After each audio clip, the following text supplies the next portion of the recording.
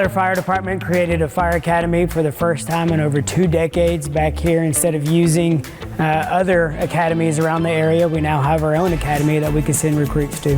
After the recruits complete about 14 weeks of the fire portion of the academy, they then are put into the EMS portion of the academy, and that's about a 10-week process. One of the things that's unique about our fire academy is that they are learning on an actual fire department truck. The equipment that they're using and the truck that they're on is just like the one that they trained with, and so they're very familiar with the equipment, they're very familiar with the process, and they're very familiar with how to be acclimated to a Tyler firefighter truck. Here we are at the new Tyler Rose Complex. In 2019, we had a committee chaired by Mayor Kevin Elti, including Mayor Bass, including Mayor Sieber, including Mayor Hines, and myself. And this is the dream we came up with. Demolition and construction on the new Rose Complex Center began back in 2021, and we're hoping to have the finished product by the end of 2022. It includes all the high priority elements desired by the community and stakeholders. The new Rose Complex will give our crown jewel, the Tyler Municipal Rose Garden, a much needed facelift. Here we are in downtown Tyler. Things have really gone just crazy down here, and it's fabulous. We've got new coffee shops, we've got new restaurants, we have new apartments down the street and townhomes. We got more lofts being built, more lofts being considered. The things that are happening down here are unbelievable.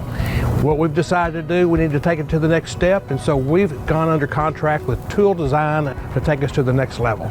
The goal is to make downtown Tyler an area of attraction where people enjoy coming to and hanging out with their friends and family. And this project will help us support our visitor center, which is our tourism hub, and also with the development of our new National Historic District. Over the last 15 years, there's been a push nationwide to bring people back downtown, and we're no exception to that.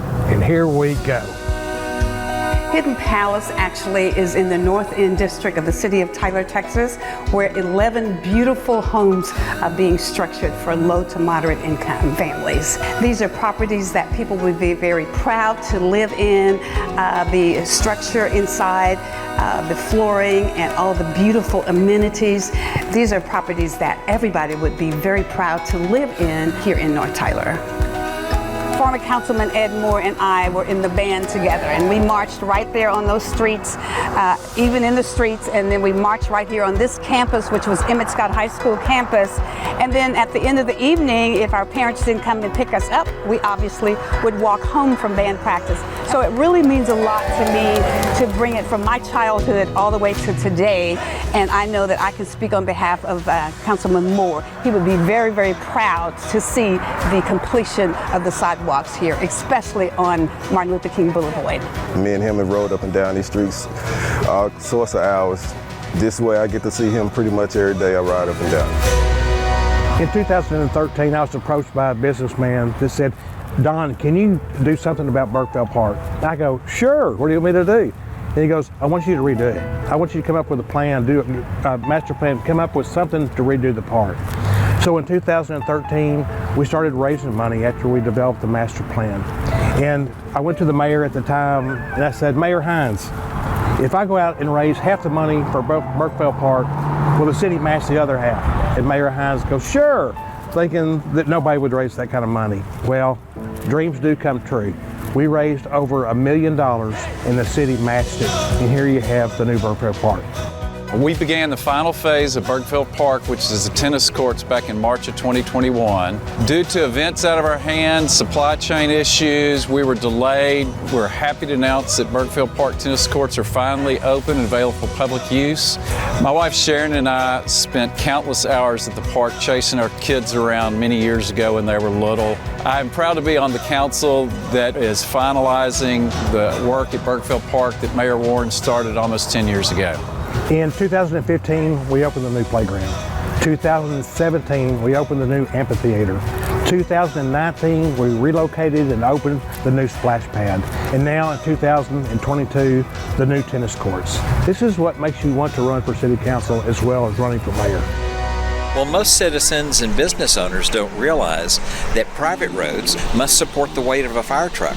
And so when this road had fallen in recent years into extreme disrepair, it was beginning to affect the other businesses that are here in this shopping center.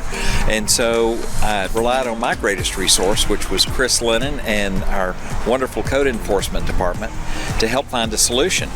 And so we found a provision in the International Fire Code that a street, whether it's private or public, is to be constructed and maintained to city code. And so it was the tool that we used to shepherd the business owner into making the necessary repairs. And businesses are already rebounding due to the repairs made to the street. Water quality is always at the top of our priority list. Your drinking water comes from two sources, from Lake Palestine and also from where we're at today, Lake Tyler. Our water is tested hundreds of times each month at the Lake Palestine and Golden Road water treatment plants and at various locations throughout the city by Tyler Water Utilities staff and Net Health. Tyler Water Utilities team works tirelessly to produce the 30+ million gallons of water utilized each day by our residential and commercial customers. Pollard Park is a popular community space in the Andy Woods neighborhood, and we're really excited about the work that's about to happen here at the park with the new renovations at Pollard Park this year. The renovations at the park will include renovating the playground area, renovations to the restroom facilities, and to the tennis courts, which will also include striping for pickleball. We'll have a new dog run, new concrete walk paths within the park to increase connectivity. We'll have a new pavilion center, new basketball courts, and bleachers for the football field. Phase 1 will be completed this year and will include about $500,000 worth of improvements. In 2021, Chief Tyler started thinking we need to do something more about our homeless population and our vulnerable population here in Tyler. And the thought process was, let's have one of our policemen become totally involved with our homeless population.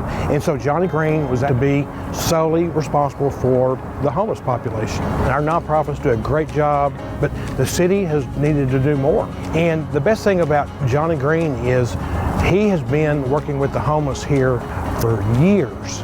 And when I say working with them, he knows them by name, he knows where they stay, he knows where they sleep, he knows them individually. Well, here in the city of Tyler, we have over 13 miles of brick streets. It's a task to keep these streets up, but we're committed to doing it. In 2021, we started setting aside funds to repair our brick streets. Our brick streets in the city of Tyler, it's about the culture, it's about history, it's about heritage. And when tourists come to Tyler, they love driving down the brick streets. Are they the smoothest things in the city of Tyler? No, but that's okay. I mean, people love the way they look, they love the way they add to the Azalea District, to downtown, and to all areas of the city. So we're committed to making our brick streets a priority.